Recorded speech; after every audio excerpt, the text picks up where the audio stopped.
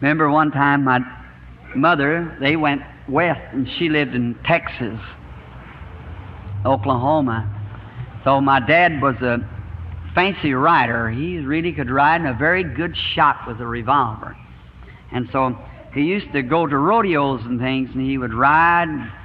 He used to try to teach me to shoot a revolver. He'd take those big clay marbles and roll one out like that, and had two revolvers, and he'd take one, shoot under the marble, and knock it up in the air and burst it with the other before it hit the ground.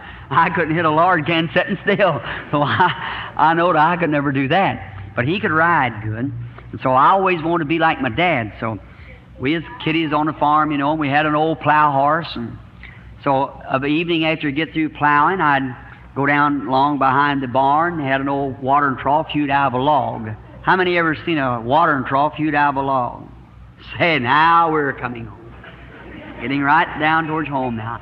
And so I'd get all my little brothers and set them along out there on the side of the bank, and I'd get the old horse where Dad wouldn't notice it, you see.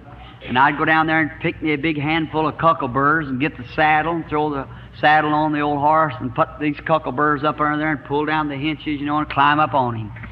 Well, the poor old horse so old, you know, and stiff and tired, he couldn't even get his feet off the ground. He just bawled with them cuckleburrs there, you know. I'd sit there and take off my hat and say, I'm a cowboy. Ride on this poor old horse, and he'd just bawl, you know, and just jump like that. When I got to be about 19, I run away from home, going out west. I was going to be a cowboy. So I landed in Phoenix, Arizona just in time of a rodeo. I went down to get me a pair of chaps, and when I buckled them on me, there's about 18 inches of leather laying out on the floor.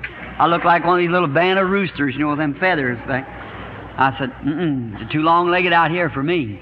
So I got me a pair of Levi's and went out to the stalls, and they let me in with a pair of Levi's on. So I was watching around. So after a while, they said this Kansas Outlaw was going to be rode by a certain famous rider. I seen when they got that horse in that chute, I knew that wasn't our old plow horse by a long ways. They got him up in the chute like this. You had to catch his catch can when he come through. They opened the bull chute there to let him out. And when he did, this famous rider jumped onto the horse. And as he jumped onto the horse, that horse made about one buck, put all 4 feet, looked like in a wash pan, and he could have thrown the saddle over the corral fence. And when that guy fell, when that horse threw him, the blood was running from his nose and his ears. The pickup's got the horse and the ambulance got the rider. So this fellow come by and said, I'll give anybody $100 who will ride him a minute. 1 minute. Anybody. There was a whole big bunch of cowpokes sitting along on the fence, you know. I was sitting up there with him, you know. Boy, I thought I was a cowboy. I seen that. He come right up to me, the caller did, and said, are you a rider? I said, no, sir. No, sir. I wasn't a rider then. When I got around where there's a rider at.